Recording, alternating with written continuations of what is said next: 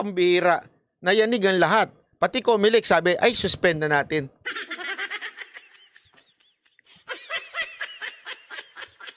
Hindi, yun ang talaga eh. Yun ang talagang nangyari. Because yung sa ingay na yun, isipin mo, how many days? Ang lakas ng impact na yun, ha? Sabi ko sa inyo, ang lakas ng impact. Lalo na sa akin, pinagbintangan ako eh. Matindi. Alam mo, yung kinikwento ko sa inyo tungkol dun sa NBI, half pa lang ho yun. Hindi ko na lang pwedeng sabihin yung una. Okay? Kasi, out of respect, naayos kasi. Okay? Pero grabe ho yun. Ang tindi ho nung ginawa na yun. Kasi hinanap ho nila ang lahat ng katabi ni Pangulong Duterte nung time na yun. Pinagbintangan po ako literal, nakasama ako sa plot na ginagawa ni Duterte. Ay, wala akong plot. Anong plot pinagsasabi nyo? Wala akong alam doon. Hindi, honest naman ako. Hindi naman ako katulad ni Tipi na nagmamagaling na may alam siya kunwari. Hindi naman ako kinakausap ni Pangulong Duterte para, oh, Banat Boy, anong gagawin natin? Anong gagawin natin? Walang ganun. Gago ba kayo? Oh, sabi nito, ni Napoleon Bonaparte, never interfere with an enemy while he's in the process of destroying himself. Salamat, Sir Ian. Nandun lang kasi kami, kasi para magkwentuhan lang. Yun lang ho yun. Chikahan lang. Oh. Gusto lang niya ilabas yung sinabi niya nung sa speech. Yun lang ho yun. Kaya nga alam nyo, after that speech, tingnan mo, isipin nyo to after no speech, nagkaroon ng loyalty check sa PNP and AFP. Yung mga, kahit basta nagtrabaho or di kaya tumira sa Davao, tinatanggalan nila ng estrellas, ika nga. Tinatanggalan nila ng papel sa PNP and AFP. Bakit? Natatakot na ho sila. Ayuda kapalit ng pirma para sa People's Initiative. Makatarungan nga ba ito o hindi? Lalo na kung wala namang kamalay-malay ang mga participate dito at basa-basa na lang pumipirma. Nakakapagtaka lang kung bakit naman din kasi basa-basa na lang nagpapapirma ang mga nagpo-proseso nito. Nakalagay ba doon ang lahat ng pagbabago na nilanais ng mamayang Pilipinong pumipirma o sadyang mga hidden interest lang pala ng buwaya ang mas magpe-benepisyo sa pagbabago ng konstitusyon? Mga testigo sa isyong bayaran kapalit ng pirma, lumantad ng araw. Sino kaya ang namamahagi ng pera at saan ito naman kaya kinukuha? Desperadong galaw ng apol politiko, booking na nga! At para lagi ka updated sa mga bagong upload natin, araw-araw tayo sumentro sa pagkakaisa at bagong pag-asa. Ito ang Tindig Pinas. Huwag mo ang kalimutan i-like agad ang video at kung hindi ka pa nakapag-subscribe, i-subscribe na yan. Sabihin. Mga bayaran, ganun yun eh. Okay, bayaran. Okay, ito, simulan na ho natin. Ano ba ito sinabi na itong pangyayaring empleyado dito sa Davao. Okay? Binayaran para ho sa pirma. Pasok. Patayin na ang People's Initiative. Yan ang panawagan ni Senator Amy Marcos. Grabe naman makapatay ito. Parang patay na. Huwag naman gano'n, medyo nasasyak ako para ako na parang, patay na, gano'n Huwag gano'n. Huwag masyadong ha. Sa ikalawang pagdinig ng Senado sa isyu ng umano'y bayaran ng pirma para amyendahan ang konstitusyon. Marami ang lumutang na testigo at ang iba binayaran pa raw ng isang party list para magpa-signature campaign. Live mula sa Davao City, nasa frontline ng balitang yan si Rainiel Pawid. Rainiel. Jiggy, mas maraming testigo nga ang dumalo sa ikalawang pagdinig ng Senado. Sayang, di siya tinamaan.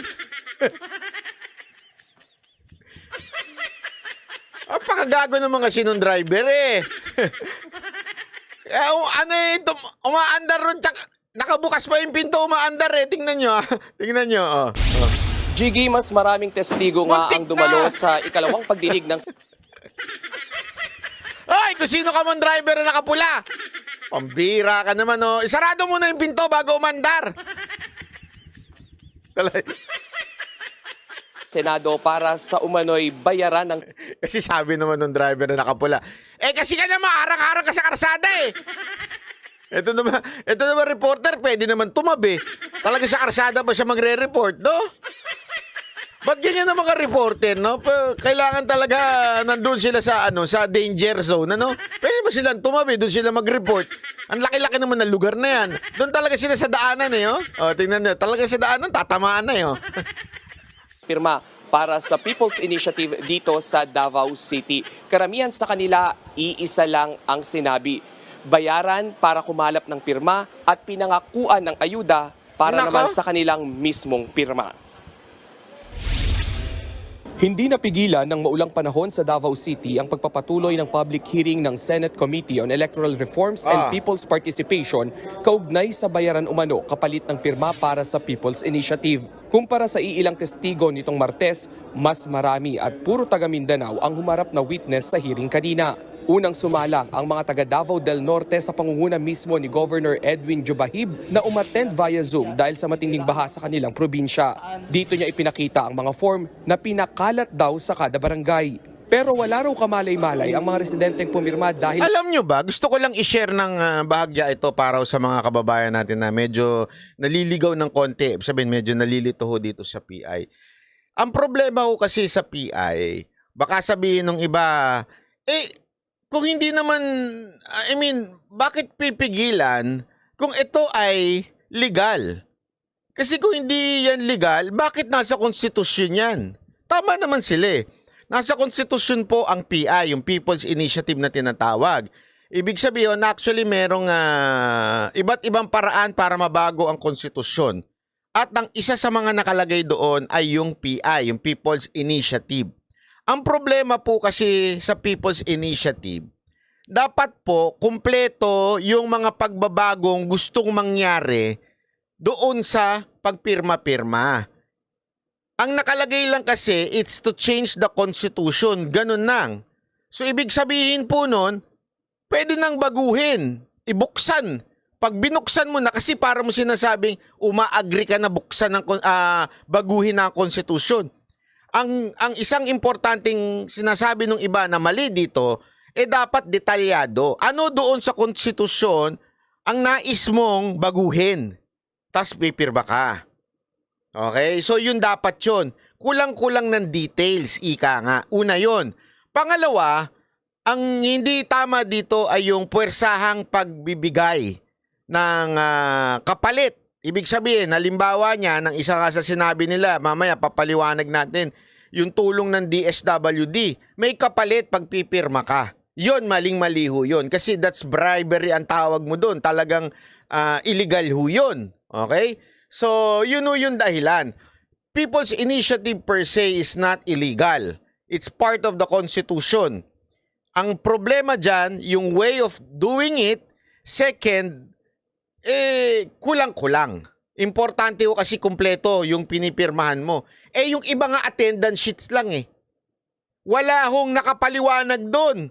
Attendance sheets lang. A-attend sila ng gathering ng mga barangay, tapos pipirma sila. Ang pinapirmahan lang na merong nakalagay ng pagbabago ng konstitusyon ay yung unang page. Ito sa unang page, pwede naman yung mga kasangkotang pumirma. Pirma tayo dito. Sa pangalawang page, attendance sheet lang ibigay natin sa kanila. Tapos pipirma-pirma sila doon. Tapos ina-attach na lang. Kaya talagang dito pa lang, di ba, kaya nga tinawag ito ni Pangulong Duterte na fraud kasi ginagago. Ginagago ang taong bayan. Hindi ipinapaliwanag. Kasi alam mo, marami nagsasabi, sandali, bakit mo nagagalit si Pangulong Duterte? Di ba siya nga ang nag-iikot nun para sa federalism? Tama naman po kayo. Totoo yun. At naninindigan naman si Pangulong Duterte doon. Ang problema, ganire. Unang-una pa lang, pag upo pa lang ni Pangulong Duterte, nag-execute na siya ng order. Nagbuo siya ng isang group ng mga officials ng gobyerno na babalangkas ng federalism at the same time, magkakaroon ng drive to inform the people what is federalism. Inform and ask the opinion of the people. Yun yung nangyari. So, merong hakbang na ginawa si Pangulong Duterte. Ibig sabihin, talagang gusto niya yon.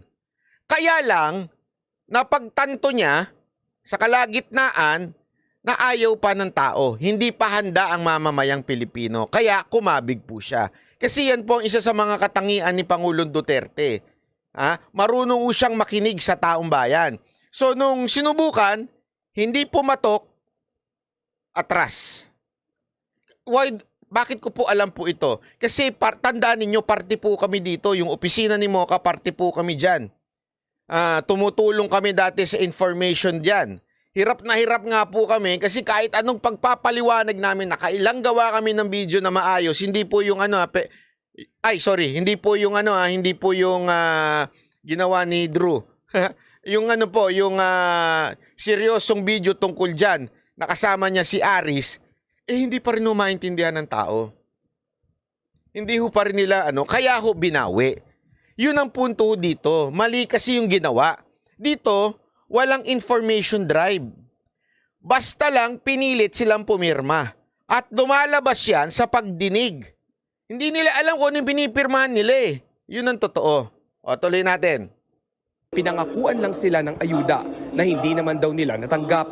Dito po sinasabi na lahat na mag-sign dito, sila din po ang mga beneficiary sa mga ICE program from DSWD or Duly Tupad program. Kaparehong signature gathering din ang nangyari sa Davao City. Sa barangay Agdao, binayaran pa raw ang ilang kawani ng barangay kapalit ng 250 na pirma. Pinondohan umano ito ng Puwersa ng Bayaning Atleta o PBA party list ni Congresswoman Migs Nograles. Etong PBA party list. Diyan pa lang very deceitful na Di ba? Very deceitful na kagad diyan pa lang, si Migs Nograles po, yung babae po ito ang talagang yung mga tauhan niya ang nagpapirma. So they cannot deny it. Di ba po? Bakit ganito? Pabigla-bigla ang mga papel na to. Kaya nga, kinonfiscate ko dahil hindi talaga ito nagadaan sa insaktong proseso.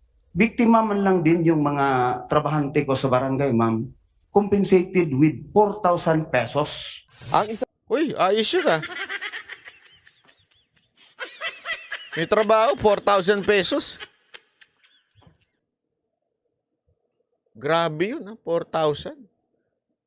Tatauhan niya, ilan sabi mo na, may tauhan siya ng 20. O, sabi mo, halimbawa lang 25. I think narinig ko 25, 4,000. So, more or less, wala naman sigurong 1 million yun. 20 million yung binigay sa congressman.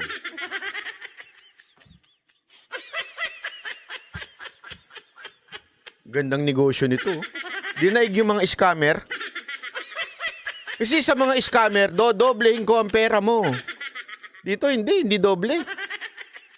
Daldal lang puhunan. 1 million lang ang ilalabas mo. Sabihin, alam mo yun, daldal lang puhunan, 1 million lang, tapos the rest, sa'yo na.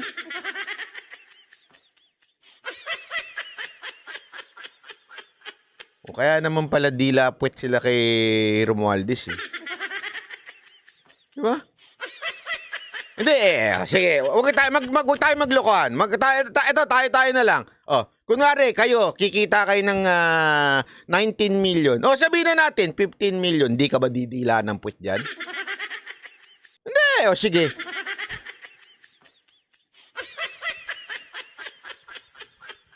Ano magagawin yung pipirma ka lang naman Meron na naman silang pautot ngayon. Pipirma sila ng suporta kay Romualdez. Ano ba naman yung 15... Pirma lang, tas kapalit 15 million? Okay na sa akin yun. Hindi, alam mo, mahirap ang sitwasyon ng mga congressman. Aminin na natin, mahirap. Mahirap tumanggi doon Mantakin mo isang pirma mo, 15 million ang kikitain mo. Di ba? Anong gagawin mo? Wala lang, tahimik ka lang. Basta, go, Romualdez. Go. Go, speaker, go. Gano'n naman di ba? Cheering squad ka lang. Okay lang yan. At least kapalit 15 million, 20 million, no? Yung mga congressman, laman na naman ng KTV dyan. Dami na naman nilang bebot dyan. Sa mga coordinator ng PBA party list, namigay pa raw ng stub kapalit ng pirma. Aminado siyang walang masyadong alam sa hawak na forms dahil napag-utusan lang daw siyang mangalap ng pirma kapalit ng pangakong ayuda ng DSWD. Pag once nakapirma yung tao, bigyan ko daw ng ganito po, AX. And then, first time ko nakarinig ng AX kasi more on ayuda, ganun naman ang Ayuda. Yes. And then that's why, ang sabi ko sa mga AX daw ang kapalit. Kasi alam mo, diyan pa nga lang pinalitan na nila, hindi na ayuda. Kasi alam nilang pangit yung ayuda madali hong mabanggit. Pirma ka doon, may ayuda ka, di ba? Ganyan Ang ginamit nila, AX. Ano ho ba yung AX? Ito ho yun. Pareho lang yun. Ayuda rin ho yun. In English lang Assistance to individual in crisis situation. Ayan ang ibig sabihin nun. Pag may crisis ang isang tao o sitwasyon, sa bawat individual ay may maitutulong ang DSWD. Para hindi mo nabanggitin. Ano ba yung AX? Baka ganun lang lumabas Di ba? Hindi mo na ngayon babanggitin. Kasi doon pala dinideceive na nila tao pero sa totoo lang, sa Tagalog, ayuda rin yun Walang pinagkaiba yun sa ayuda. Kaya lang, para hindi masyadong mabuking, hindi bagarapalan ang dating sa tao, ginawa nilang English, di ba? Para social lang konti. Tuloy natin tuloy. na napag-utusan ko po, na sabihin mo na lang na assistance. Pinaintindi mo sa kanila na People's Initiative, hindi? Ang sabi ko lang po is may baguhin lang sa saligang batas. Kasi yun lang ang sabi sa akin po. So, kita nyo na, mismo yung coordinator, hindi niya alam Basta baguhin lang yung saligang batas. Anong babaguhin doon? Hindi pwede yung ganun, baguhin lang yung saligang batas. Hindi, ano babaguhin doon? Subukan pang kunin ng News 5 ang panig ni PBA party list representative Nograles. Pero Yung babae na yon, tao ni Nograles yun. Tao ni Nograles yun. Kaya booking na booking ka Nograles Sa totoo lang, dapat idemanda kang animal ka Yung totoo dapat idemanda ka Kasi maliho itong ginagawa mo, you're deceiving the people. Tapos nagbanggit pa sila dito, may bayad yung sahod sila. So sa totoo lang, anong tawag mo doon? Bribery? Ang People's Initiative, wala dapat sa People's Initiative. Anong hindi mo alam sa salitang initiative? Ibig sabihin ng initiative, nanggaling sa taong bayan. Yung, tara, ano tayo, baguhin natin ng batas. Ito kasi gusto natin to. Yan ang initiative. Hindi yung merong papasahuran para pumirma tas hindi ipapaliwanag. Hindi People's Initiative yun. Nograles Initiative yun. Romualdez Initiative yun. Yan ang tinatawag na TI, Tambaluslos Initiative. sabi ng COMELEC, pwede namang bawiin na ang mga pirma. Pag may mag-recall, sir, hihingan namin ng affidavit. Ito naman sa COMELEC, hihingan pa ng affidavit. Sinong tarantadong pupunta sa inyo? Gagawa pa ng affidavit, magpapagawa pa. Isipin nyo rin na mabuti yan. COMELEC naman. Hindi, kuwari kayo pumirma. O sige nga, tanong ko kayo. Nakatanggap kayo ng pera, pumirma kayo. Tapos ay, yung pala yung pinirmahan ko, mali. Punta ako, paggawa pa ako ng affidavit. Sinong tarantadong pupunta pa dyan? Magpapagawa pa ng affidavit sa labas para bawiin yung pirma. Isipin nyo naman yun. In the first place, sinasabi nga, hindi lang ako hindi lang si, nagsabi ho nito, isa si Vic Rodriguez Di ba ho? Sinabi niya, pinaliwanag niya, hindi pwede yan. Dahil meron na hong jurisprudence dyan na pinagbawalan ng Supreme Court ang COMELEC tanggapin yan. Kaya nga sinasabi niya, unang-una pa lang dapat managot ang COMELEC for accepting because they do not have legal authority to accept the pirma-pirma na yan. O doon pa lang ang tinding paglabag na ho nun Hindi ho ito tandaan natin pag may jurisprudence, sabi nga niya, it's considered as law. So dapat alam natin yun.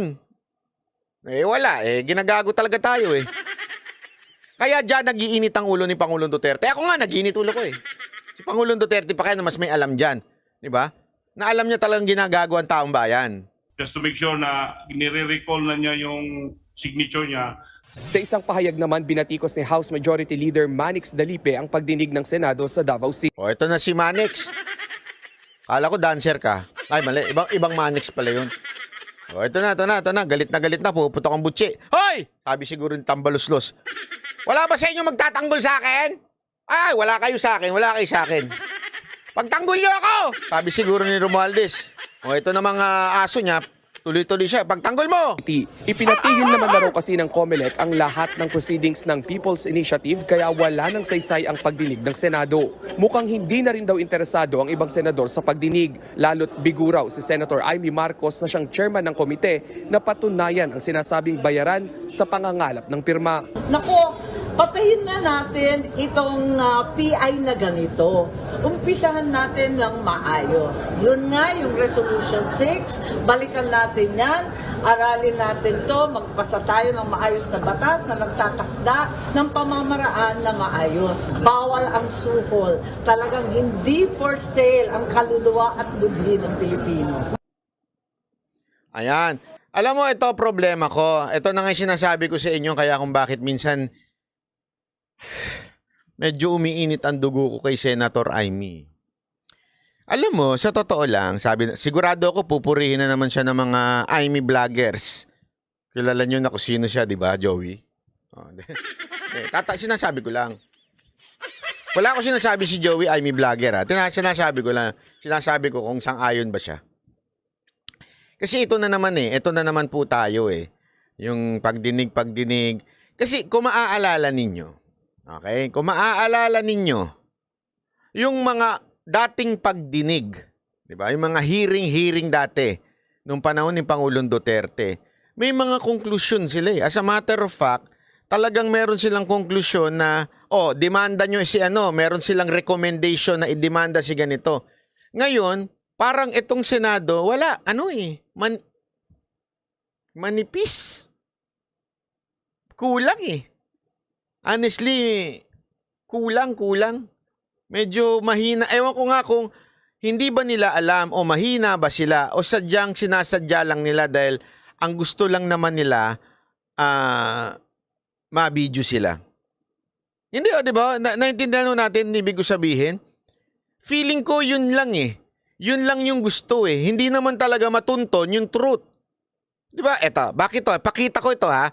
Yung very clear. Very, very, very clear na mayroong paglabag sa batas. And yet, ano to? Tapos na, okay na? Ganon? So may pinakita si Cap Roger Galido na coupon.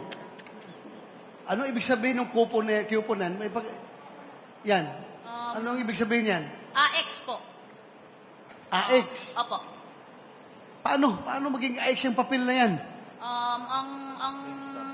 Ang sinabi lang po sa akin is yung pagbigay ng mga papel po, yung para papirmahan po is pag once nakapirma yung tao, bigyan ko daw ng ganito po, AX.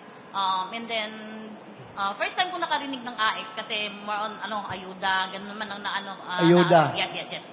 And then that's why ang sabi ko sa mga napag-utusan ko po, na sabihin mo na lang na assistance. Sino Kasi, ang nagbigay sa iyo ng coupon na yan, na ipamigay? Nagbigay ng instruction sa iyo?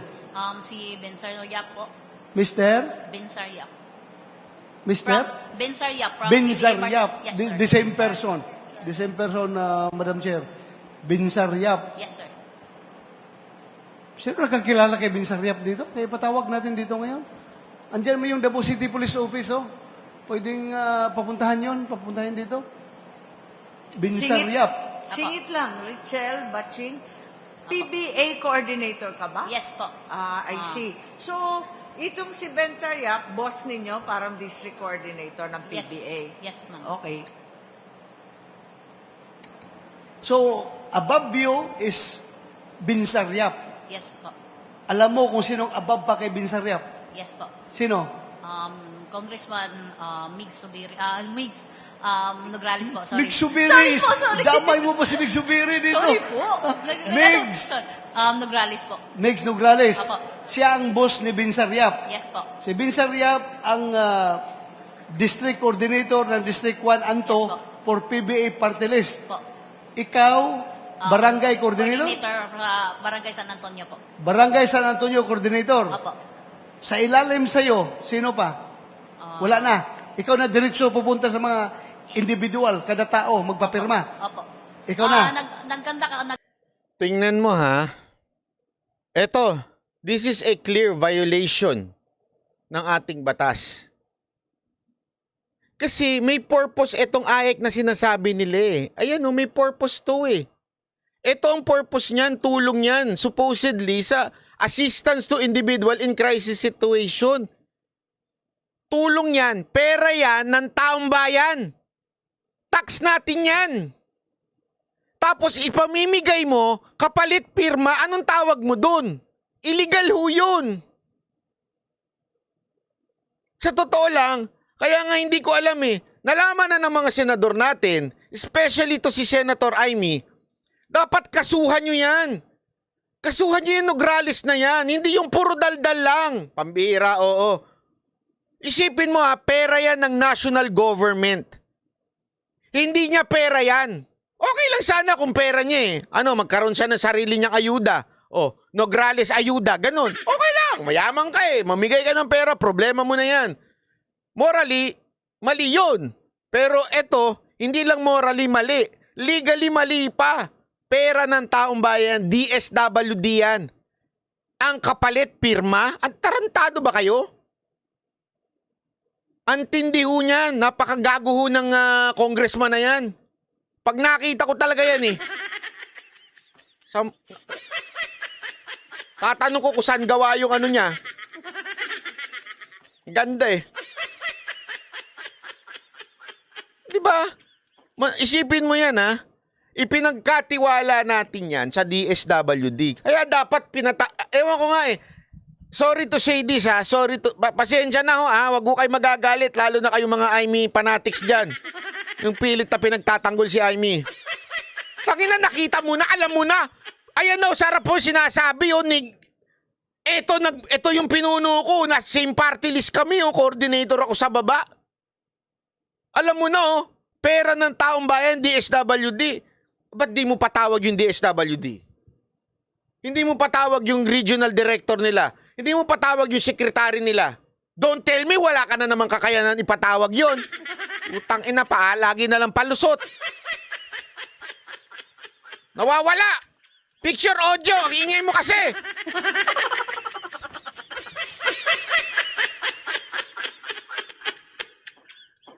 Okay na? Putol-putol lang audio. Kabit-kabit yun na lang.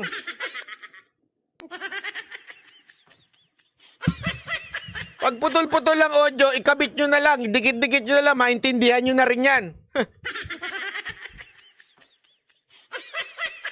Okay naman, niloloko nyo naman ako eh.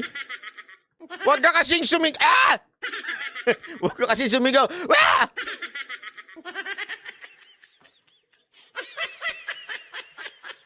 Paki-refresh po. Paki-refresh. Okay naman daw sa iba. Bakit kayo hindi? Refresh lang.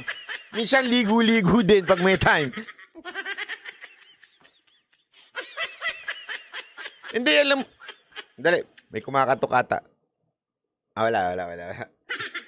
Hindi, alam mo, doon talaga nakakainis eh. Totoo naman, nakakainis. Mantakin mo, etong nalaman nila dito, hindi ho ito joke.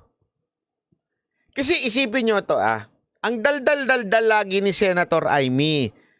Siya, sa kanya unang nanggaling yung salitang 20 million na nanggaling kay Speaker, di ba? And yet, wala, tigilan natin to. Kasi nga, wala namang kwenta na dahil tinigil na yung PI.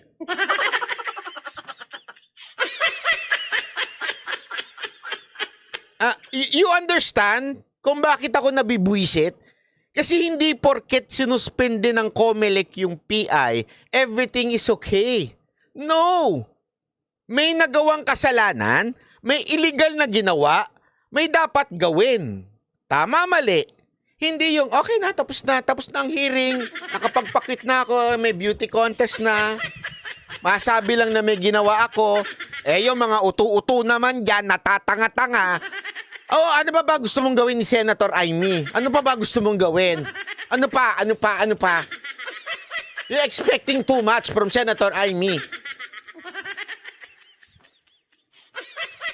Hindi nyo ba nahahalata? For exposure? Ika nga ni Garski. Ilang exposure? Talagang para lang gumandang ang ano niya sa taong bayan.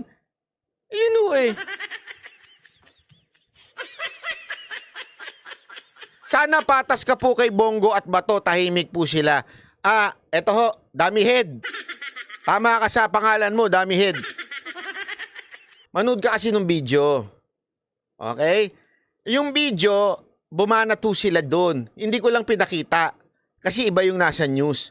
Madami po silang binanat doon. Ang problema ko, kasi ang chair o yung namumuno dyan ay si Senator Amy. So dapat siya ang nagpoporso niyan. Etong yung ibang senador, nandyan lang as member of Senate at saka nung committee na yon. Actually, tinanong ko yan pwede ka bang umupo sa ibang committee? Pwede naman. Kahit hindi ka member ng committee na yon, pwede. Pero all the decision, kaya nga isipin nyo, kaya nga yung kahit senador, lagi nag-excuse me kay chairman. Your Honor, kasi merong presiding parang merong nasa gitna talaga, may presiding officer o may presiding senator na sila ho yung namumuno. Minsan kasi ho, naintindihan ko kung kulang ho tayo sa aral. Pagdating sa mga papaano yung ginagawa ho sa Senado. Dapat yung chairman ang humahakbang yan. Itutuloy pa ba natin to? Sige, tuloy natin. Ito gawin natin. Patawag natin DSWD. Patawag natin yung ganito. Ganun ho yun.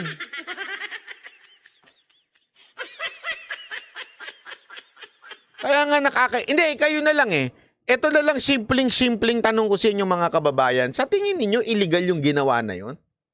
Na ang kapalit nung pagpirma mo ay pera mula sa DSWD na dapat allotted lang sa mga nangangailangan. Pero this time, binigay ho sa pagpirma lang. Tanong, legal ba sa tingin nyo yun? Hindi ho. Isang paglabag sa batas.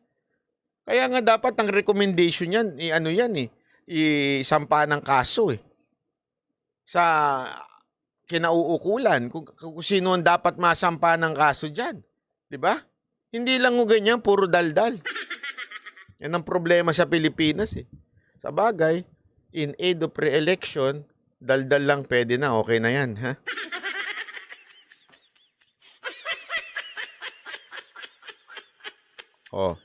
Eto, parang ganito ba, ha? Parang ganito, dapat ganito ginawa nila Dumalo sina dating Vice President Jejomar Binay at anak niyang si dating Makati Mayor Junjun Binay sa pre-trial sa Sandigan Bayan para sa kasong falsification of public documents. Pumirma ang mag-ama sa pre-trial order. Dito nilalatag ang mga ebidensyang ipipresenta sa mismong paglilitis. Kaugnayan ng umano'y anomalya sa procurement para sa konstruksyon ng 1.3 billion peso Makati Science High School building. Sa March 4, sisimula ng pagdinig sa kaso. Noong 2017, umakyat sa Sandigan Bayan ang kaso. Hindi na nagbigay ng pahayag ang mag-ama. Mga kapatid, Cheryl Cosim po, huwag maging huli at maging una sa lahat sa balitaan. Ayan yung napaka-importante, di ba? Kaya nga, ayan yung mga somehow, magandang bagay. Okay? Ayan na yung boto nyo, resulta nyo. Ulitin ko, joke po yan ha. Nagbibiro lang po yan. Hindi ko po gagawin yan kasi ayokong gumising ng maaga at ayokong pakikialaman ako ng taong bayan pag pupunta ako ng Japan tuwing November and December, including January. Tapos pupunta pa ako ng San Francisco kay Boss Randel. Tapos papakialaman ka, bakit ba? Pera ng taong bayan. Ginagamit mo para lang sa sarili mo. Papakialaman ka ng ganun. Hindi na. Sa inyo na yung pera nyo. Kaya ulitin ko, joke lang po yan. Ha? Naglanlolo ko lang po tayo dyan. Anyway, ito po kaya nga alam nyo katulad nito, itong kay Jomar Binay at saka yung sa kanyang anak. 'Di ba? Yan yung mga bagay na magagandang dapat ginagawa sa Pilipinas. Talagang dinediretso ng kasuhan. Kasi kung puro ganyan, yung ginagawa ni Senator Amy, walang kwenta yan. Aanuhin namin yan. Pagtapos ng issue na to, wala na. Uulitin lang nila. Kung ano yung katarantaduhang ginawa nila, uulitin lang nila. O eto, tingnan ninyo. O di ba nga, yung anak, hindi na makatakbo sa Makati. O, dahil nga ho doon sa kaso. Dahil nanungo siya, na guilty ho. Yung anak, hindi na ho pwedeng tumakbo. Pero iba pa ito. Yun po yun sa ombudsman yun. Iba pa po ito. Ito po ay tungkol naman po at sa korte po ito. So dito, pwede silang makulong dito. Dapat to ganyan. 'Di ba? Yung kinakasuhan talaga, kachismis sarap. Ay, kachismis sarap. Kachismis kachisi. Salamat po. Yun, ganun dapat ang sa atin. Kasi ang problema sa atin, halimbawa, yung kay Las Cañas. 'Di ba? Bintang ng bintang. Bagong yung script niya. Dati may script niya na yan eh. Mantakin mo, bago na yun ngayon. Dati si Duterte, si Bato at si Sigolang ang dinamay. Ngayon, isinama na ho si VP Sara porque naging VP siya. Noon dati hindi. Kasi ito ang akusasyon niya, hindi akusasyon ng VP na si Sara Duterte. Okay lang sana kung sabihin niya, si VP Sara Duterte nung naging Vice President, inutusan ako para yariin ng mga adik. Sana kung ganun Hindi. Yung akusasyon niya, mayor pa si Pangulo tuloy. Mayor pa si Sara Duterte. Ibig sabihin, di sana noon pa lang sinabi mo na. Isinabay mo na kay Pangulong Duterte, kay Senator Bongbong at kay Bato. Kasi mayor pa lang si VP Sara noon bakit may bagong imbento ngayon? Tapos, dito ka magtataka. Ha? Wala lang. Gusto lang patawag sa Congress. Gago talaga Naintindihan niyo bakit gago? Kasi, saan mo gusto ipatawag? Sa kamera. Alam mo nga pinag-iinitan na siya ng kamera. Pangalawa, sinong nagpapatawag? Yung komunista. Na alam mo naman pinag-iinitan din siya ng komunista. Yung obvious na obvious kung saan galing itong maman to. Kachismi, salamat po. Diba ho, yun yung nakakainis dito Hindi nga sa Senate Pero gayon pa man, mali pa rin yun kahit sa Senate ipatawag. Kung talagang may mali, kung talagang merong ginawang katarantaduhan si VP Sara Duterte nung siya'y mayor pa, walang mangyayari sa Senate, walang mangyayari sa House, idiretso nyo, ikasuhan nyo. Yan yung paulit-ulit na sinasabi, not only me, but also other lawyers, and lalong-lalo na si VP Sara Duterte, sabi niya, di kasuhan nyo. Hindi naman po siya ligtas. O wala siyang immunity kung siya ho ay nagpapatay. Wala ho siyang immunity. Halatang siniset up si VP. Yes, Ian Navi, salamat po. Yan ho ang totoo. Kaya itong Las Cañas na ito, ako naniniwala talaga Yung itong nangyari kay Las Cañas, ito po ay isang diversion doon sa issue na kayong mga congressmen ay naglabas ng pera kapalit ang pirma. Yan o ang talagang issue. Yang PI na yan, yang pera na yan. Alam nyo kung bakit ganito kasi ang propaganda nitong mga animal na to Sa totoo lang, propaganda ito. Labanan to ng propaganda Nagsalita si Pangulong Duterte about bangag ang presidente. Nagsalita si Pangulong Duterte about PI. Nagsalita po siya laban dyan. Ang ginawa nila, inilabas nila si Las Cañas after how many days? Bakit to? Para ang resulta sa optics sa tao ay nag-aaway lang ang mga Duterte at mga Marcos. mawawala doon sa tunay na issue. Paulit-ulit ko nga sinasabi sa inyo eh. Kasi naaano ko pag binabasa ko yung mga tatanga-tangang mga analyst, yung paulit-ulit sa social media. This is about Duterte and Marcos. Pubunto mga lintik na mga vlogger na to eh. Hindi nakikinig eh. Hindi, isipin nyo na mabuti ito Hindi ho sila nakikinig. Yung mga galing-galingan dyan na vlogger at saka mga political analyst na pag nag-live, wala namang nanonood. Hello, Richard. Hello, Professor Contreras. Hindi, napanood ko kasi yung komento nila kahapon, yung si Contreras at saka to si Richard. Sa totoo lang, sablay na sablay. Hindi ho ito awayan ni Marcos at ni Duterte. Hindi nyo nakuha yung mensahe ni Pangulong Duterte. This is about pambababoy ng ating konstitusyon. Panggamit ng pera ng taong bayan para baguhin ang konstitusyon para sa sarili nilang political gain or extension. Don't tell me hindi nyo alam yun. Ano kayo, tanga? Saan kayo nakatira? Tapos, dadaanin nila sa English para kunwari marunong sila. Si Esguerra, wala yan. Dilawan, pinklawan na pinklawan yan. Putot niyan, pink eh. Ihi niyan, pink. Totoo lang, hindi na kailangan tinatanong yan. Pink na pink yan. Walang ano yan. Ang hilig pa sa fake news.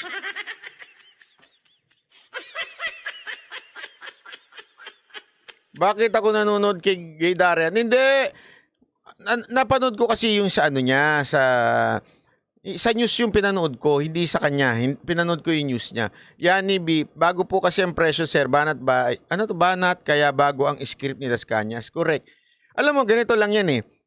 Nag-a-appear yung feed niya sa akin. Kasi nga dahil 'di ba minsan nag-comment pa ako doon, nanggugulo ako sa live noon. Kaya nag-appear sa akin yung one time na live niya. Na pinapanood ko. Sabi ko, hindi naman sa panglalait, pero bakit matalino naman siya? Dahil English ng English, pero walang nakikinig. Bakit kaya?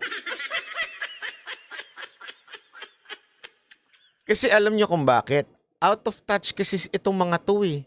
Dahil yung feeling nila, di kami bababa sa mga English kami, magaling kami. Atinista kami. At isa naman, Lasaliste ako. Lasaliste isa eh, professor nila sa Lasal eh.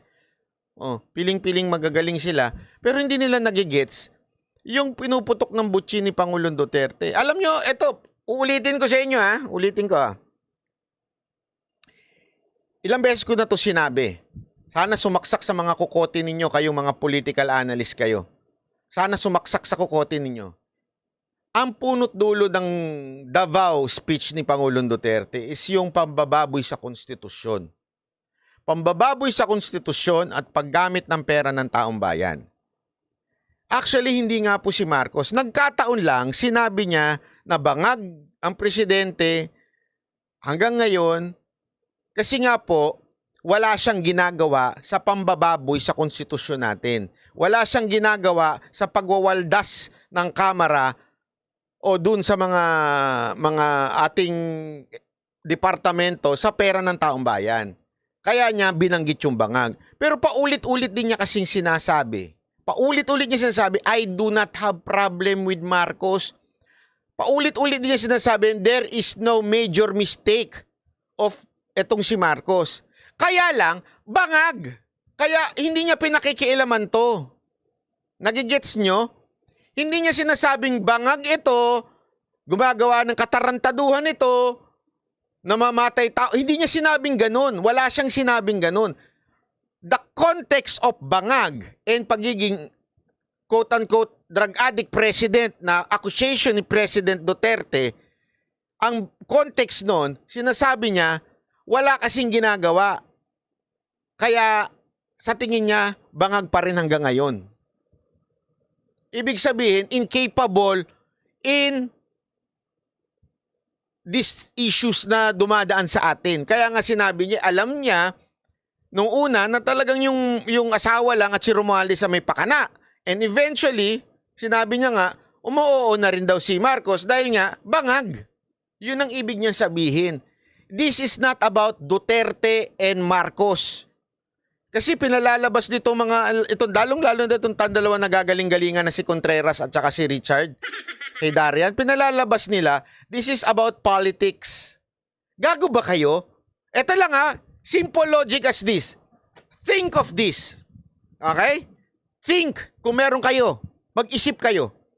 Anong standing ni BP Sara Duterte ngayon?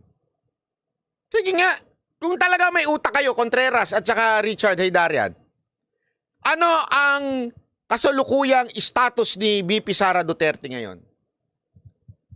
Ang layo ng kalaban. Puta, ilan si Romualdez? Pakisagot niya ako. Ito survey to, ilang survey na to ha. Wala nga sa numero 1 si walang 1 point, walang 1%. Bakit matethreaten si BP Sara Duterte? Siya ang nasa number 1. Wala sa sa totoo lang, maaari pang mabawasan si BP Sara Duterte dito sa awayan na to.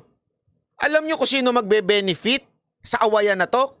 Kung ang purpose ni Pangulong Duterte makipag-away lang sa Marcos, ang magbe-benefit dito, walang iba kung hindi yung third force. Kung sino man yon, hindi natin alam. Kasi eventually, baka mamaya, itong naiisip ko in the future, baka mamaya, yung taong bayan medyo marindi na sa awayan eh. Kasi yun ang pinalalabas ng iba eh. Kaya nga nila pinalalabas na may awayan eh. Para para alam mo yun, makaramdam ng toxic ang mga Pilipino kasi iisipin nila awayan to ng Duterte, Marcos. In other words, ang makikinabang nito yung third force, which is not the Duterte, not the Marcoses. Which is third force, di natin alam kung sino yun. Ayoko na lang pangalan, pagbibintangan na naman ninyo ako. So anong point ko dito? There is no reason for PRRD to fight against Marcos para sa anak niya na tumakbong presidente. Hindi. Alam mo, eto lang matalino si Pangulong Duterte. Alam niyo ba kung ano lang ang dapat gawin ni Pangulong Duterte? Tumahimik lang siya, panalo yung anak niya. Bakit? Tarantado yung mga kalaban ng anak niya, pabagsak eh. Lahat ng kalaban ng anak niya, walang kwenta, daldal lang ng daldal. Yung anak niya, pansinin niyo ha, kahit anong paninira ng kalaban, si BP Sara Duterte, yung kalaban niya, wala, pabagsak ng pabagsak. So sabi nga nila, pag ang isang tao nagko-commit na mistake, panoorin mo lang, wag mo istorbohin. Hayaan mo siyang bumagsak. Ganun sana ang ginawa ni Pangulong Duterte, di ba? Kung ang purpose lang niya is politics. Pero hindi po eh. Ang purpose niya hindi ho politics. Ang purpose niya kasi binababoy na ang ating konstitusyon. Ginagago na tayo. Kaya nga ito isipin niyo na mabuti ito. Etong PI na to, Disyembre pa lang kinakananaho nila to. Kinakananaho nila ito, Disyembre pa lang. January. Kailan ito talaga nagtodo-todo ng ingay? Yung Davao. Dahil dun sa Davao speech na yon, ay pambira. Nayanig ang lahat. Pati Comelec sabi, ay suspend na natin.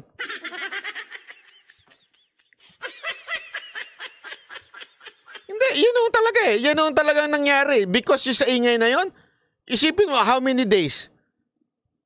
Ang lakas ng impact na yun ha. Sabi ko sa inyo, ang lakas ng impact. Lalo na sa akin, pinagbintangan ako eh. Matindi. Alam mo, yung kinikwento ko sa inyo tungkol dun sa NBI, half pa lang ho yun. Hindi ko na lang pwedeng sabihin yung una. Okay? Kasi, out of respect, naayos kasi. Okay? Pero grabe ho yun. Ang tindi ho nung ginawa na yun. Kasi hinanap ho nila ang lahat ng katabi ni Pangulong Duterte nung time na yun. Pinagbintangan po ako literal. Nakasama ako sa plot na ginagawa ni Duterte. Ay, wala akong plot. Anong plot pinagsasabi nyo? Wala akong alam doon. Hindi, honest naman ako, hindi naman ako katulad ni TP na nagmamagaling na may alam siya kunwari. Hindi ho. Hindi naman ako kinakausap ni Pangulong Duterte para, oh, Banat Boy, anong gagawin natin? Anong gagawin natin? Walang ganun. Gago ba kayo? Oh, sabi nito, ni Napoleon Bonaparte, never interfere with an enemy while he's in the process of destroying himself. Salamat, Sir Ian. Nandun lang kasi kami, kasi para magkwentuhan lang. Yun lang ho yun. Chikahan lang. Oh. Gusto lang niya ilabas yung sinabi niya nung sa speech. Yun lang ho yun. Kaya nga alam nyo, after that speech, tingnan mo. Isipin nyo to, after no speech, nagkaroon ng loyalty check sa PNP and AFP. Yung mga, kahit basta nagtrabaho or di kaya tumira sa Davao, tinatanggalan nila ng estrellas, ika nga. Tinatanggalan nila ng papel sa PNP and AFP. Bakit? Natatakot na ho sila. Yung kinaiinisan ni Pangulong Duterteng PI, pinatigil nila. Kasi ang punto nga ho dito, it's the PI. Kaya nga, paulit-ulit ko sinasabi sa inyo, yung mga nakikinig dyan, yung mga taga-Malacanang na nanonood dito, tanggalin nyo si Romualdez. Maniwala ho kayo, si Pangulong Duterte gusto niyang matapos si Bongbong Marcos bilang presidente. Sinabi niya ho yan. Hindi lang, ewan ko kung sinabi niya sa speech niya yun, pero sa akin, 2 beses niya sinabi yan. Gusto niyang matapos. Ayaw niya ng gulo. Gusto niyang matapos si Marcos. Yun ang sinabi niya. And I can stand dyan sa sinabi niyang yan sa akin. Naniniwala kasi ako eh. Kaya nga kayong mga taga-Malacanang na nanonood dito, simple lang naman eh. Ang nanggugulo sa inyo, walang iba kung hindi si Romualdez. Si Romualdez, hindi naman sa akin lang nanggaling yan, mga kapatid, mga kaibigan. Kahit Mr. President Marcos, kahit kapatid ninyo sinabi yan. Si Romualdez ang nanggugulo sa Pilipinas. Kapatid yun na ho nagsabi, makinig na ho kayo dyan. Huwag na ho kayo makinig sa akin. Alam ko medyo hindi kayo makikinig sa akin. Kapatid nyo na ho yan nagsabi, tanggalin nyo na si Romualdez. Sabi naman nito isa, pati si Lisa, isa-isa lang. Hindi naman pwedeng tanggalin yun. Hindi pwedeng hiwalayan yun. Kayo naman, huwag naman kayong ano. Anong tatanggalin mo? Tanggal ka na bilang asawa ko. Hindi pwedeng ganun. Huwag naman. Ang usapan natin dito, baka pwedeng sabihin nyo na next time, huwag ka na makinig sa asawa mo. Ganun.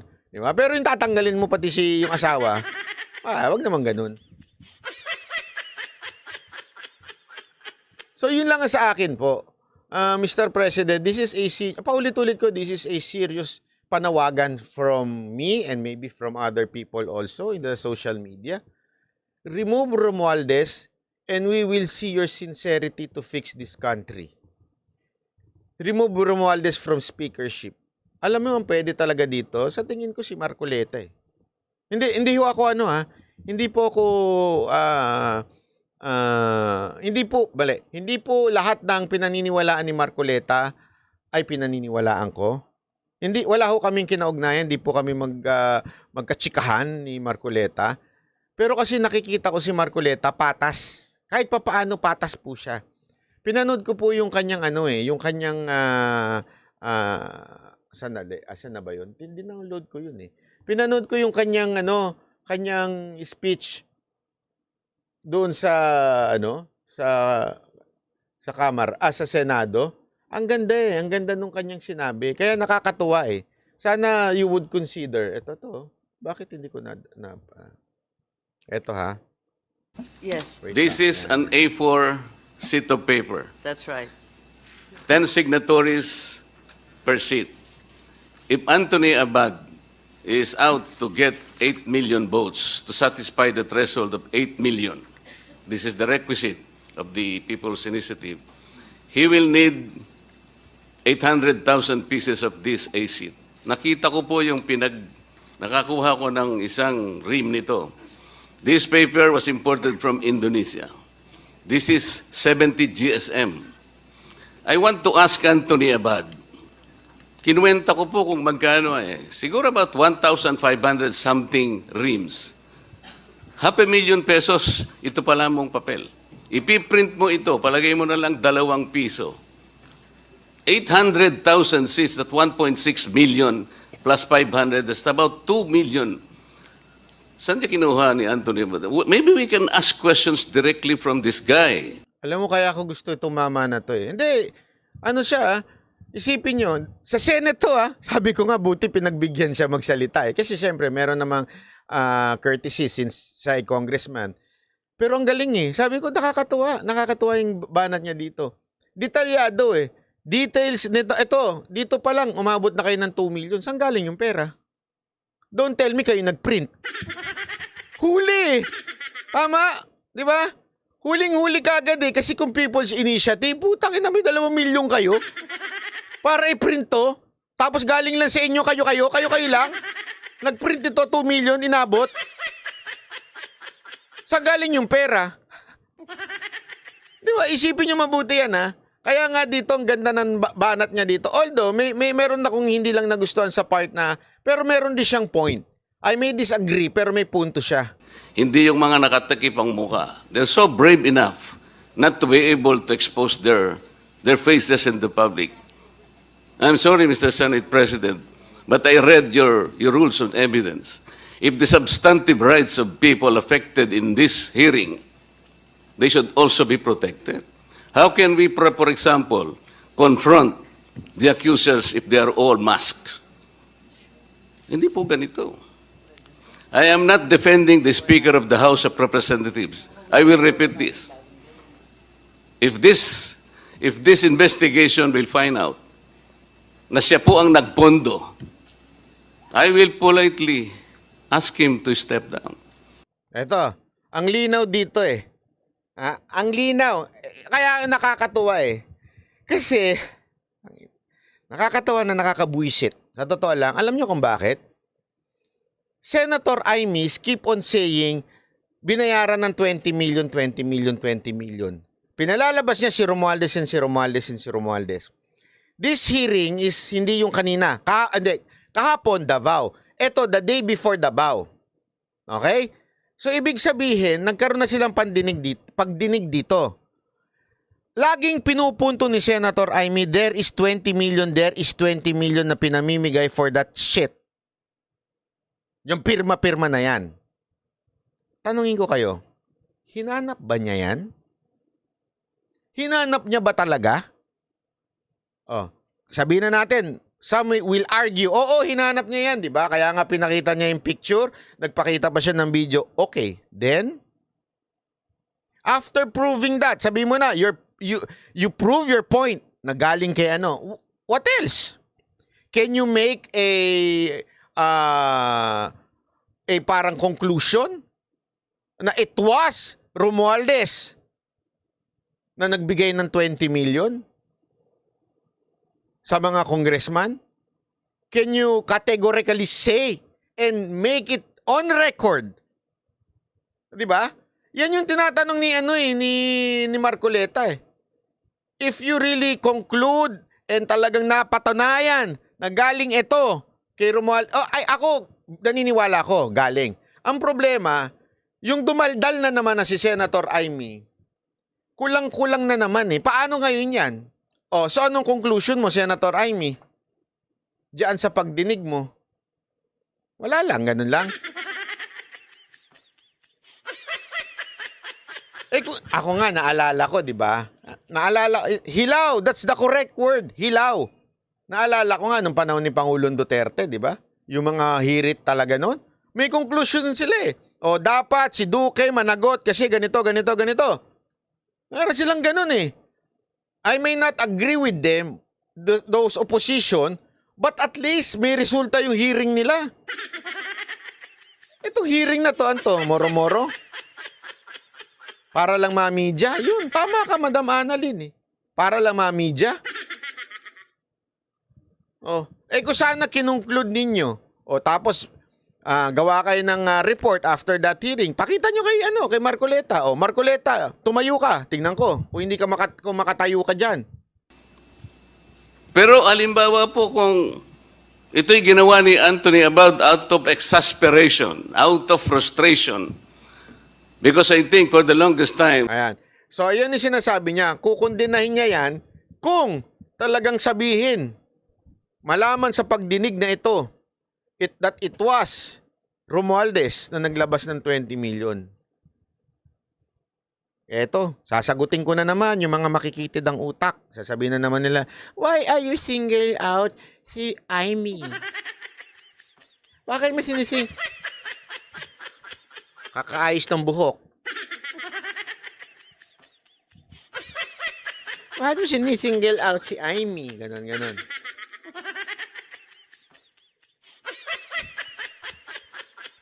Kasi nga po, si Amy ang nag-accuse ng 20 million na si Romualdez nagbigay. Since ikaw yung nag-accuse, since ikaw yung senador, since ikaw yung chairwoman ng komite na yan, bakit hindi mo gawa ng aksyon at mag-conclude ka na talagang binigyan? Sabihin mo talaga, i-conclude mo. It was Romualdez na nagbigay ng 20 million. Ilagay mo on record. Sinisingle out mo na naman si Amy. Yung mga hindi makarelate, manoodin nyo na lang yung video.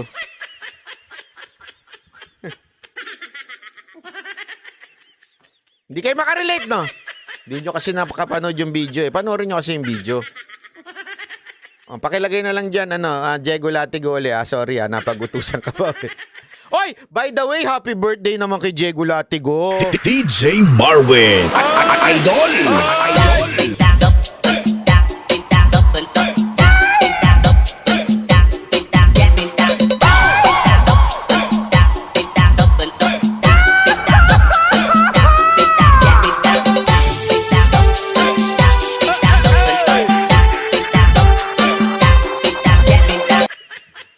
Happy birthday. Tama na yun, ha?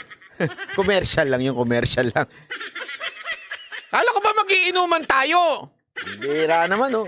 Busy kasi kayo, eh. Sila pa yung naging busy. You know me well, Banat. Atay tayo sa mga ganyang You don't know me well.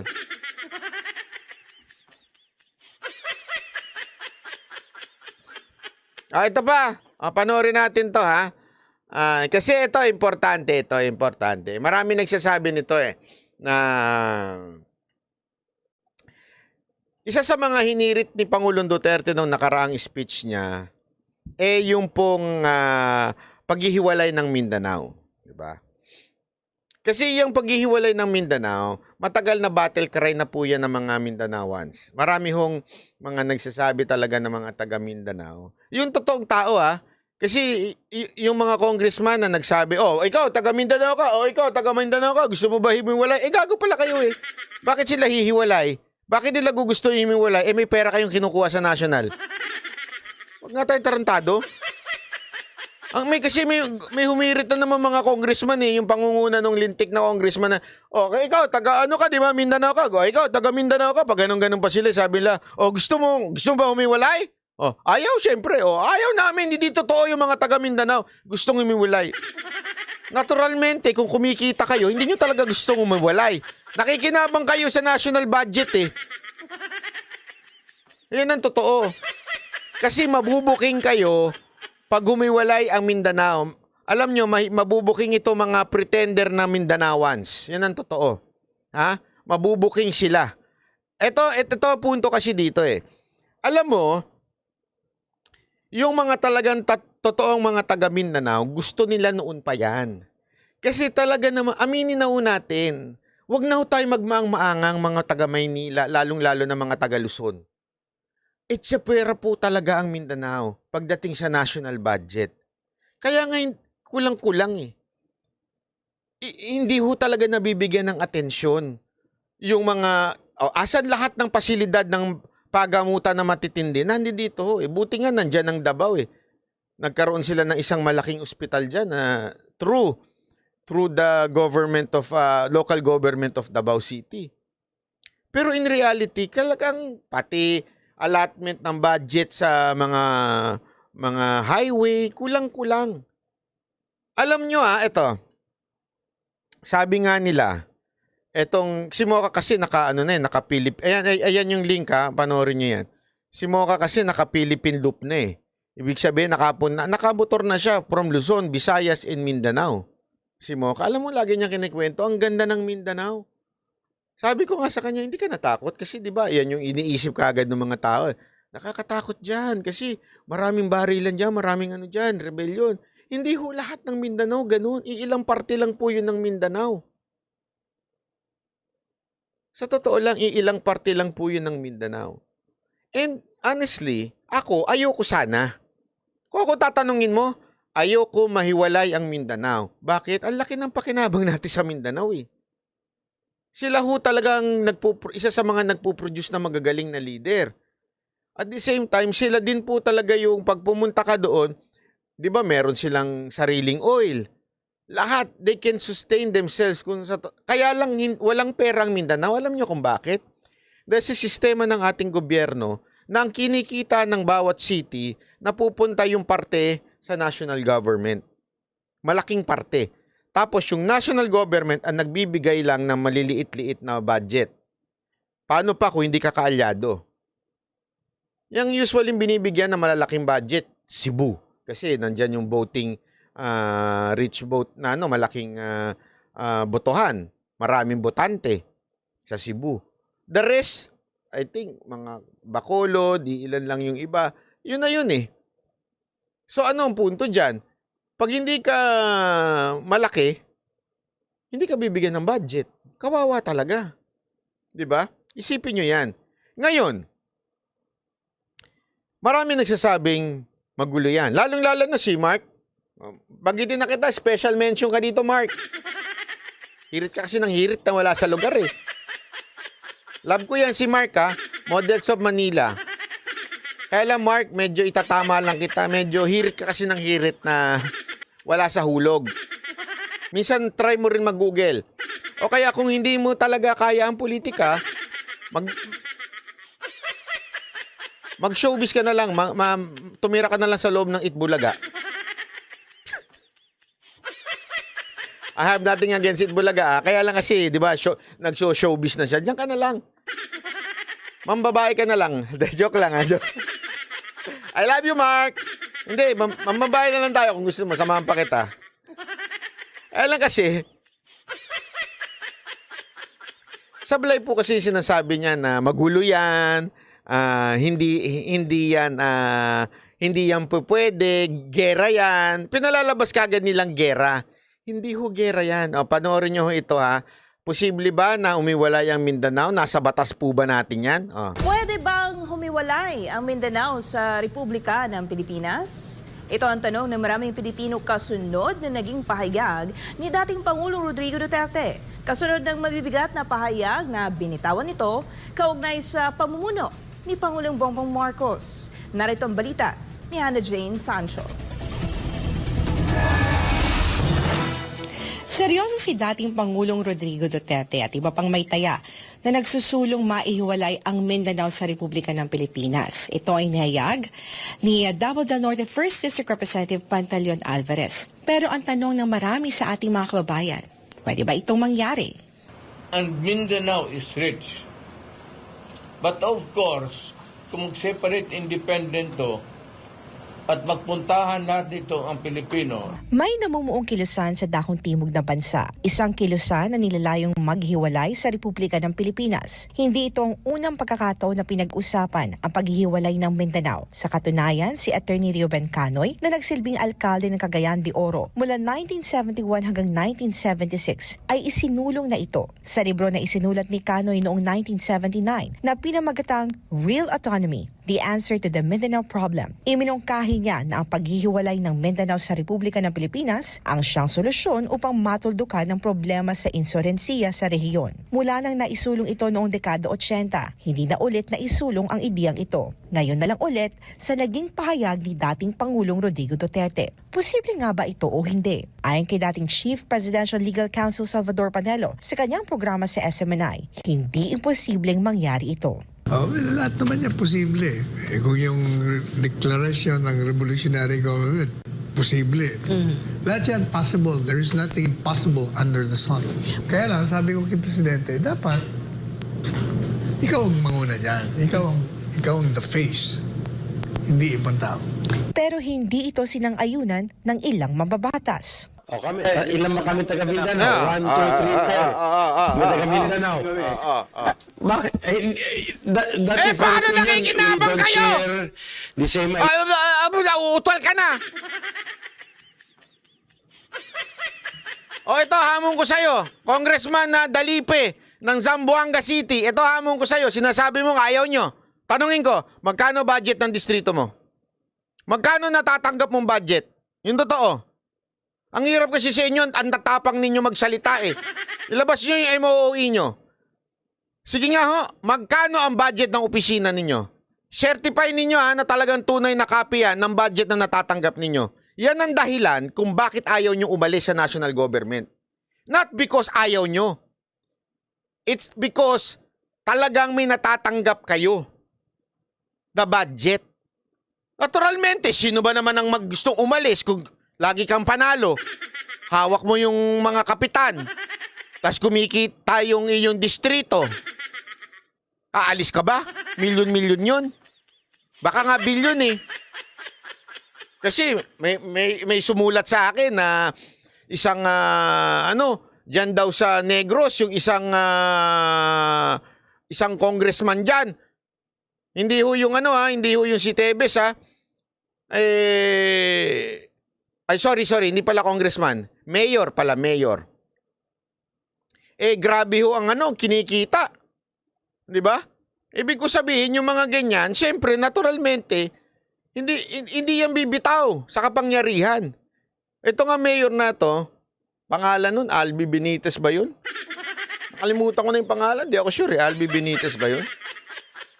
Ito daw, di umanong mayor na ito, ayon doon sa informant ko, itong si Albi Benitez di umano, syempre, namimili ng yung bilang mayor ka, dyan sa Bacolod. Namimili daw. Ano bang binibili? Namimili daw ng mga lupa-lupa. Tapos, di umano, according to a report, sabi nila, pinapatungan. Yun. Tingnan nga natin. Bacolod, siguraduhin lang natin kung saan sa mayor, City Mayor. Ayan. Ayun, si Albi Benitez. Tama. May informant ako eh. Mayor Albi Benitez, ako nagtatanong lang sa iyo Ito, sumegway lang muna tayo ng kapiraso.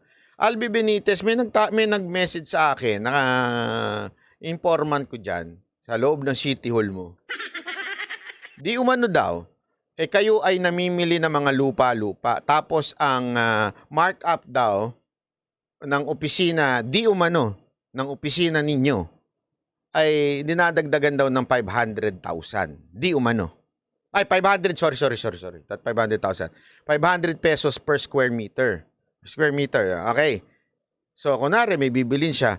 Kung halimbawa lang, ang presyo ay, magkano ba ang square meter ko? Hindi ko na alam eh. Halimbawa lang to, 1,000. Dinadagdagan daw ng 500. Sabi sabi daw. Sabi. Okay?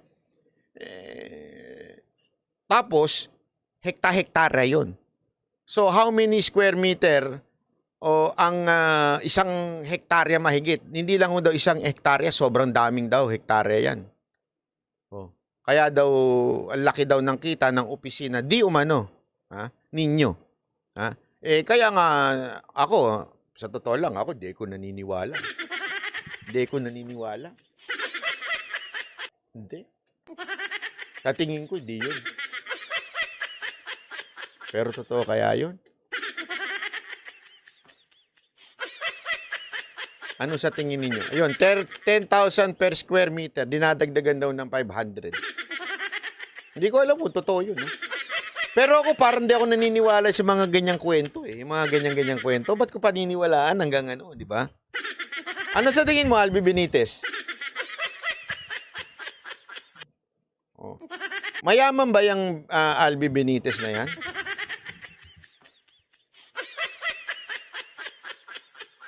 Ako, nagtatanong lang naman po. Nagtatanong lang po ako. Ha? Linawin natin. Nagtatanong lang po ako.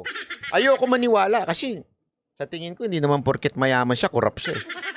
Hindi, sa totoo lang. Hindi naman siguro porket sobrang yaman-yaman niya na tapos yung lunsod niya naghihirap.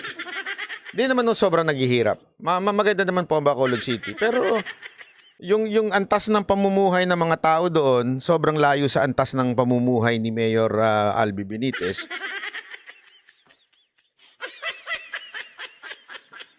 Kaya hindi ako naniniwala. Malamang hindi totoo yun. Kaya lang, may alingas-ngas eh, di ba? May alingas-ngas tayong naamoy. Meron daw ganun na Kaya nga, sabi nga nung nagkwento sa akin, kung pwede lang sana ilabas yung mga dokumento. Kung magkano talaga nabibili. Hindi ko alam. Ako, di ako naniniwala. Pero tanong natin kay Mayor Albi Benitez kung totoo ba yun? Mayaman po ba kayo, sir? Magkano ba sahod ng mayor? Kaya bang i-justify yung kayamanan ninyo? Hindi. Nagtatanong lang naman po tayo. Kasi di man tayo sigurado. Malay ba natin, di ba? Kaya nga, I hope yung nagkwento sa akin talagang patunayan mo. Diba? Anyway, tuloy tayo dito. Ito. That is their opinion. We don't share the same idea. Ayaw namin humiwalay. With due respect to the former president, I think right now, the last thing that we want is na magkagulo-gulo, magkawatak-watak ang ating bansa. Ang akin dyan ay slow down po natin ang away na yun kasi ang importante dyan ay kapakanan ng taong bayan. Pero kung si Attorney Panelo ang tatanungin, walang magagawa ang mga mababatas kung ang taong bayan ang magdidesisyon. Hindi sila pumayag paano kung mag-alsa yung buong Mindanao? So yung taong bayan pa rin ang importante. Palaging, kahit hindi pa sumaayon yung mga mababatas. Palaging sovereignty resides in the people and all authority emanates from them. So it's not impossible. Hindi imposible yan. Ayan. Linawin natin bakit hindi imposible. Dahil nga doon sa keynote ng ating dating spokesperson na si Attorney Panelo, totoo po yan. Hindi po yan illegal. Kasi nga, meron po tayong ito. Wait lang, pakita natin. Yan. Ayan. Section 1 ng Constitution ng Pilipinas. The Philippines is a democratic and republican state. Ano ibig sabihin nun? Ibig sabihin nun, the sovereignty resides in the people and all government authority. Tanong ko sa inyo kayo, yung all ba kasama ang PNP? Yes. Yung all ba kasama ang AFP? Yes. Yung all government authority ba kasama dyan ang House of Representatives? Yes. Yung all authority ba ay kasama dyan ang Senate? Yes. Ano sabi? And all government authority emanates from them. Ibig sabihin po, nakareside ang sovereignty sa taong bayan. Napakalinaw po nun. Taong bayan. Ang masama ay rebellion. Magkaiba naman po yun. Ano ibig sabihin nun? Pag nag-aklas na may hawak na ng baril, marami na hong paglabag doon. Siyempre, una dyan, possession at rebellion na po yun. Pero kung pag-aaklas lang, ng taong bayan mismo nagsabi, gusto na naming humiwalay sa inyo, the sovereignty resides in the people and all government authority emanates from them. Diba? Eto, para naman na mas malinaw. Ano ba ibig sabihin ng emanates? Para, alam mo naman para tayo emanate meaning, okay?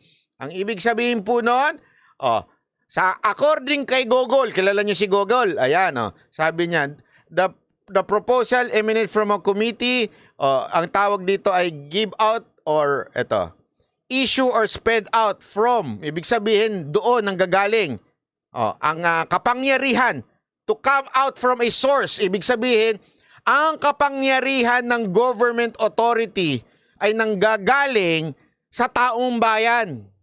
Taong bayan ang pinanggagalingan ng otoridad ng ating gobyerno. Kung sabihin ng authority, kung sabihin ng mga Mindanaoans, ayaw na namin sa Republika ng Pilipinas dahil kami inaapi, they can have petition. Peaceful, okay? Yan yung sinasabi ni Pangulong Duterte. Peaceful. Tunay na initiative mula sa taong bayan. Peaceful. At iaakyat daw nila yan. Sabi niya nga, iaakyat niya yan sa UN. Hihingi siya. Kasi remember, di ba, lesson din sa atin to noon. Paano ba na-acknowledge ang authority ng isang leader sa isang bansa? Oh. 'Di ba ang sinabi nga sa atin ng isa sa magaling na sa foreign policy is si SAS. Sabi niya nga nanggagaling yan pag inacknowledge ng ibang bansa. Okay? So kaya nga sabi ni Pangulong Duterte, kausapin natin ng UN. Pag nagkaroon tayo ng sapat na bilang na nagsasabing ayaw na namin.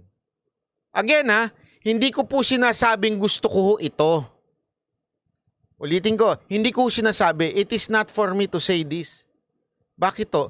Hindi naman ako taga Mindanao eh. Taga Japan po ako. Ay, nangarap. Hindi, ano po ako?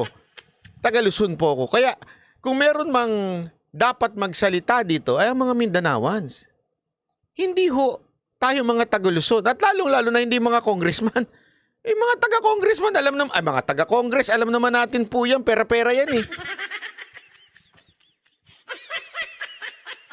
Kaya nga alam nyo, aralin nyo po yung Singapore and Malaysia. Di ba? O, panoorin nyo, meron sa Netflix yan yung kay Lee Kuan Yew. Yung, kaya nga alam mo, grabe ho yung istorya nun Hindi ko naman sa nilalait po ang Malaysia, pero ang layo naman po ng Malaysia sa Singapore. Buti na lang umalis ang Singapore sa Malaysia. Isipin niyo yun, buti na lang talaga umalis ang Singapore sa Malaysia. Hindi ko alam kung paano niya ginawa yon. I do not have the idea, pero definitely ang result, naging first world country sila. Isa sa pinaka-powerful na passport sa buong mundo. Mantakin mo Asian, Singapore, pwede kang pumunta kung saan-saan. Tayo, luluhod tayo, magka-Amerikana pa tayo para lang makakuha ng visa. Tama, mali. Oh, anong punto ko? Alam mo, malaking bagay. Malaking bagay. Malaking bagay kung sakasakaling mangyari yan. Pero ako, ayoko eh. Bakit? Magkakaroon na, magpa-passport pa ako para lang pumunta dun.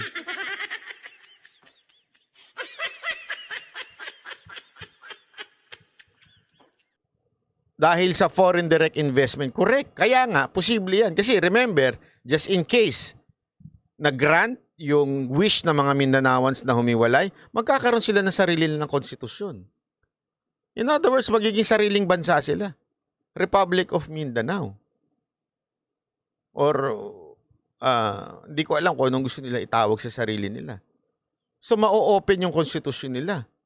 And alam nyo, ako it's about time para sa kanila magdesisyon. But sa puso ko, syempre ayoko. Pero sabi ko nga sa inyo, I respect the decision of Mindanaoans, not only Duterte. Isipin nyo, hindi lang si Pangulong Duterte iniisip ko dito. Yun lang po, pass card lang daw, sabi ni PR. Anong pass card?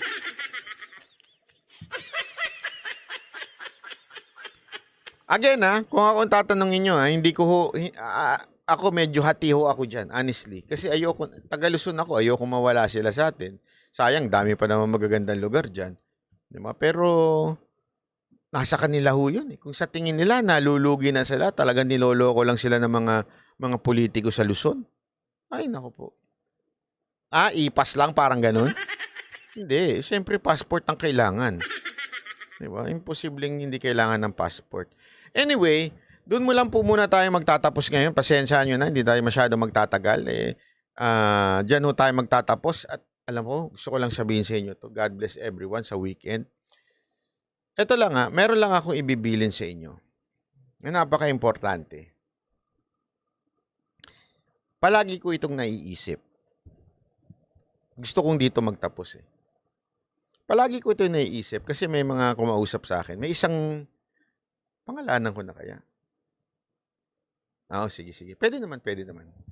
Tumawag kanina sa akin si Doc Willie. Nabalitaan niya yung Alam niyo si Doc Willie kasi naging close. Hindi naman kami. I won't consider it na friend, pero very siya sa akin eh. Very true na person. Ang tipo ni Doc Willie is yung tipo ng parang tatay ko. Yung ganon ang turing ko sa kanya. Although hindi naman kami magkalayo sa edad. Pero ganon ko siya ituring. Advisor. Especially sa YouTube. Advisor ko. May sinabi nga siya tungkol kay doon sa bumabanat na vlogger sa akin. Hindi ko na nasasabihin kung ano. Pero tumawag siya sa akin kasi nalaman niya yung threat. Sabi niya sa akin. Kwentuhan kami. Kinuwento ko sa kanya kung ano nangyayari. Ganyan, bla bla bla. Kinuwento ko rin kung ano nangyari doon sa Davao, bla bla bla. And sinabi niya sa akin, ito lang ang matindi nag-struck ng sa heart ko. Bye. Ito lang. Ikaw syempre may alam niyan kung anong nangyayari. Ikaw nakakausap ni Pangulong Duterte. Pero always ask this to yourself. Is it worth fighting? Is it worth na naaalangan ng buhay mo? Fighting for what you are fighting? Alam mo, napaisip ako doon. Walang biro. Hindi po ako hindi po ako magpapaka plastic. Napaisip po ako doon. Sabi ko nga, oo nga, no? Now, dahil sa matinding nangyayari, sabi ko nga sa inyo, half pa lang yung kinikwento ko. There are other half, pero ayoko na ikwento kasi out of respect to the people na kinakausap ko. Pero because of that, nagangat ako ng level ng security ko and expenses nag-triple. Ganun ka Kaya napapaisip ako, is it worth fighting for? Kasi, lalo na ho ngayon, nalalaman ko kung sino ang mga totoong kaibigan ko sa politika at saka sa kaibigan. Ngayon ko lang nalaman. Bakit to? Pagkakailangan mo, hindi niha-niho, wala ka maririnig sa kanila. Kaya nga kudos kay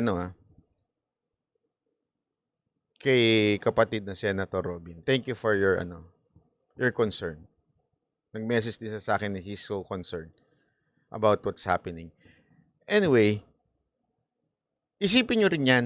This is a lesson to everyone, not only to me. Yung pinaglalaban ba natin dito, is it worth fighting for? Alam mo, ang sagot ko lang, actually, oo eh.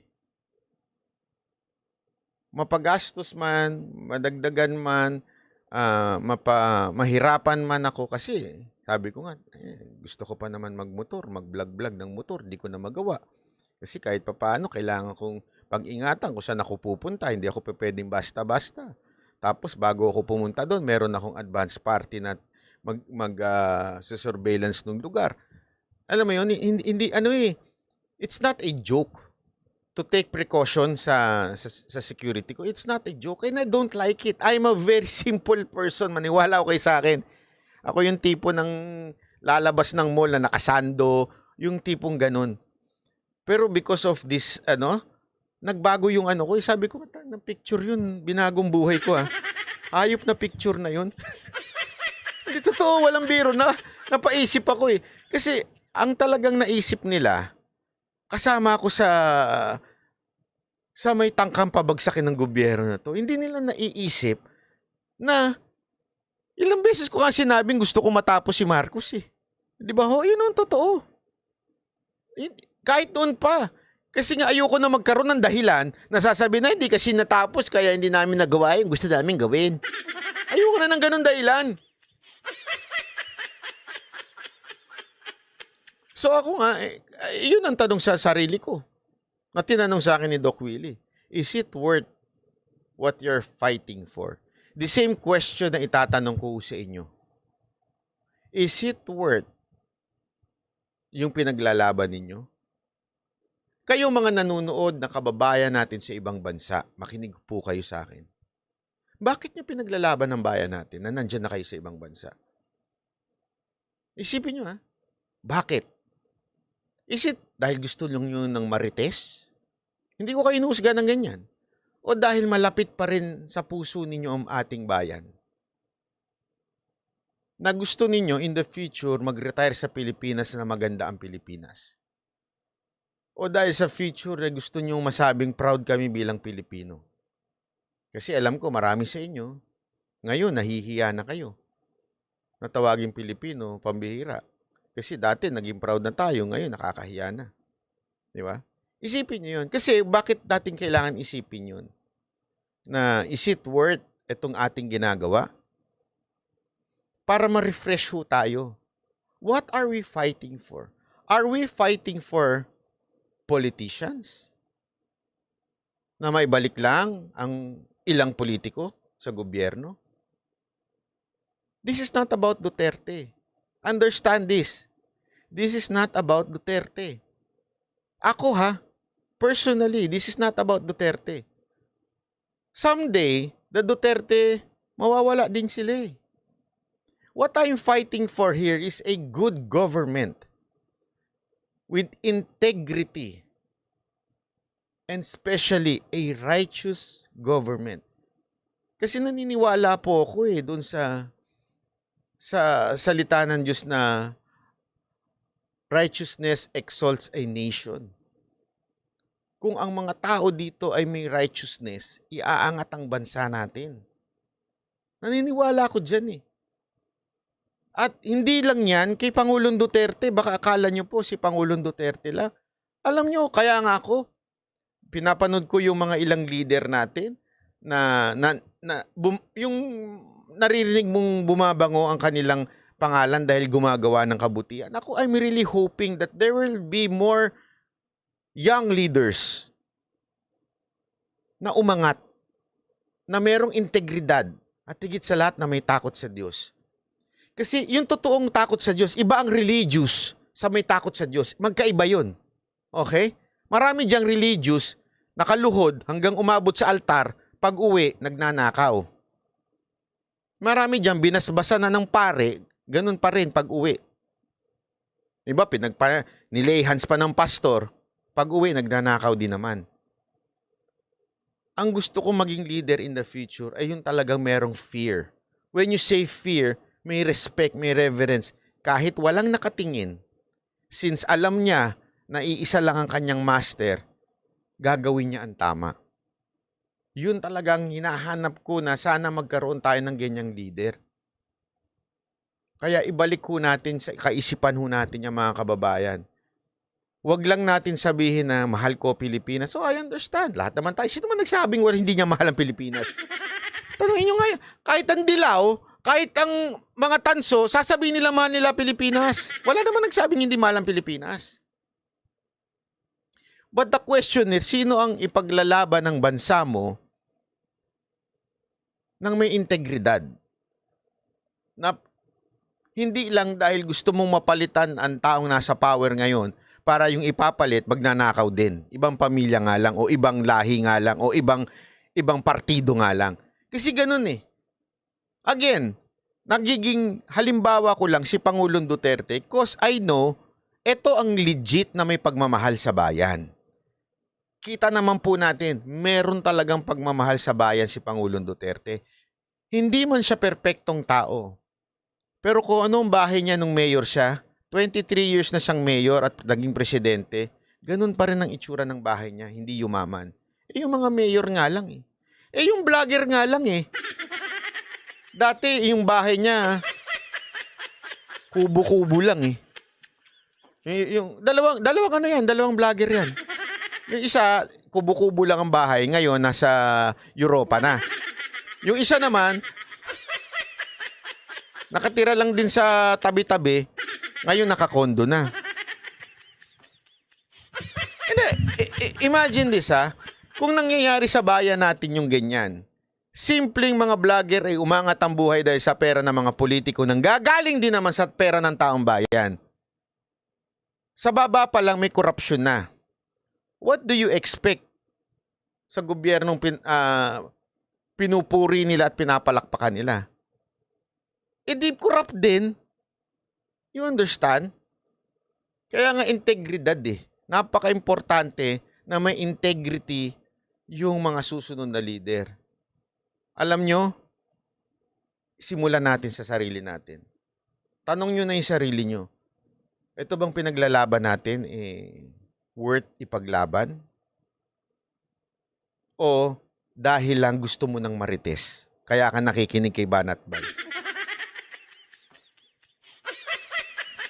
O kaya ka nakikinig sa ibang vlogger dahil mahilig ka lang sa marites? Hindi, this is a serious question. And higit sa lahat, nakikinig ka lang ba dito dahil na-entertain ka? You ask yourself, why are you fighting for your country? Why do you want a good leader? Do you really love our country? At ibabalik ko din sa inyo itong simpleng conclusion ko. Mahalin natin ang bansa natin dahil dito tayo nilagay ng Panginoon. Walang ibang dahilan kung bakit nandito tayo kung hindi ipaglaban at mahalin ang ating bayan. At tumani nga ito nagsamot-saring reaksyon mula sa mundo ng social media. Komento na nga lang din ng mga netizens sa naging issue ito. Sayang lang din yung hearing na yan kung wala silang gagawin. Klaro naman, napaka na talaga ng tambayan. Pero sabi ng COMELEC, temporary suspension lang. Ang dapat ay scrap yan kasi para di na mabuhay. Kasi tuso ang demonyong tambalos-los. Papatulugin lang tayo tapos pagkakising natin bago na ang form of government at Prime Minister na si Tambalos-los. Hindi problema ang konstitusyon. Maganda ang ating konstitusyon. Basahin ang Article 12, Section 1 tungkol sa ekonomiya. Napakaganda ng layunin para sa less privileged na mamamayan. Ang kaso, hindi na ipatutupad ng gobyerno. Ang problema talaga ng bansa natin ay ang nasa gobyerno na namumuno. Walang makabayan na leader. Magkaroon lang tayo ng mga leader, tunay na makabayan at maalis ang korupsyon, tiyak uunlad Pilipinas at kaganda ang kabuhayan ni Juan de la Cruz.